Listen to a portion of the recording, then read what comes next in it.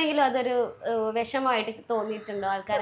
ഇല്ല, വിഷമമായിട്ട് തോന്നില്ല. ശരിക്കും പറഞ്ഞിട്ടുണ്ടെങ്കിൽ ഇപ്പം നമ്മുടെ ഒരു എന്താ പറയുക, ഒരു ഫാമിലി ലൈഫ് എന്നൊക്കെ പറയുന്നത് ഒരു ലോട്ടറി അടിക്കുന്ന പോലെയാണ്.